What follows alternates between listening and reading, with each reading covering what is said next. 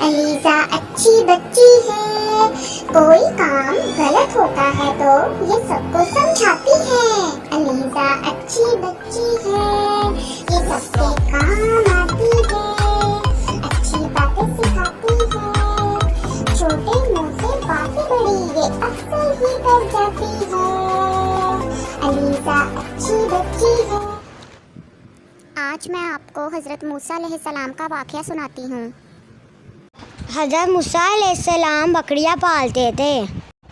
एक बार वो बीवी बच्चों और अपने रेवर को लेकर निकले। चलते चलते वो कोहे तूर के करीब पहुँच गए। वहाँ ऊंचे पहाड़ पर हज़रत मूसा अलैहिस्सलाम को रोशनी दिखाई दी। उन्होंने कहा, मैं जाकर देखता हूँ और आग से मशल जला लाऊं। जब वो कोहे तूर पर पहुँचे तो गैब से आवाज़ आई, हम अल्लाह ताला है, जूती उतार दो, हमने तुम्हें अपना रसूल चुना है। वो हैरान हो गए, दिल ज़ोर ज़ोर से धड़कने लगा। उन्होंने फ़ौरन जूती उतार दी।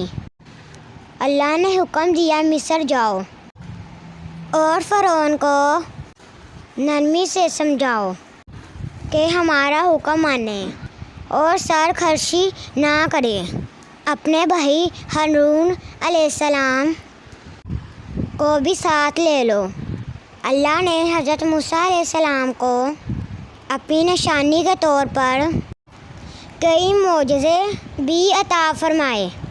हज़रत मूसा अलैहिस्सलाम और हज़रत हारून अलैहिस्सलाम फ़िरौन के दरबार में पहुँचे और इसको समझाया कि अल्लाह ताला के सिवा कोई मबूद नहीं और हम उसी अल्लाह के रसूल हैं जो सबका रब है। याद रखो, जब क़यामत आएगी तो हर काम का बदला दिया जाएगा, इसलिए अल्लाह ताला पर ईमान ले आओ और जुल्म ना करो वरना हलाक हो जाओगे। फ़िरौन गुस्से में बोला, मैं ही बड़ा बादशाह हूँ, मैं ही सबको पालता हूँ। इसने दरबार के लोगों से कहा, तुम्हारा आला रब मैं ही हूँ। हज़रत मूसा अलैहिस्सलाम ने फ़िरौन को कहा, मैं तुमको अल्लाह की निशानियाँ दिखाता हूँ। उन्होंने अपनी लाठी नीचे फेंकी तो वो खौफनाक अस्दा में बदल गई। फिर उन्होंने अपना हाथ गड़ेबान में डाल के निकाला तो वो चमकता हुआ नज़र आया। फ़िरौन ने जब ये मौजज़े देखे तो वो बोला कि तुम ज़रूर जादूगर बन गए हो। मैं तुम्हारे मुकाबले पर अपने जादूगरों को बुलाता हूँ। इसके हुक्म पर मुकाबले के लिए बड़े बड़े जादूगर बुलाए गए। मुकाबला शुरू हुआ तो जादूगरों ने रस्सियों से जादू के सांप बनाकर दिखाए। फिर हज़रत मूसा अलैहिस्सलाम ने लाठी फेंकी तो लोगों ने देखा कि वो ऐसा सदा बन गई जो जादूगरों के जादू को खा गया। जादूगर समझ गए कि ये जादू नहीं है बल्कि वाकई अल्लाह ताला का मौजज़ा है। वो पुकार उठे कि हम अल्लाह ताला पर अमान रखते हैं। इस पर फ़िरौन ने गुस्से में आकर इन जादूगरों को जान से मारने का हुक्म दिया।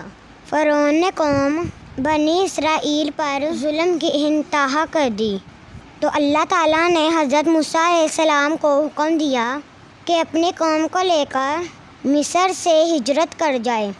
हज़रत मूसा अलैहिस्सलाम कौम बनी इसराइल को लेकर वहाँ से चल पड़े।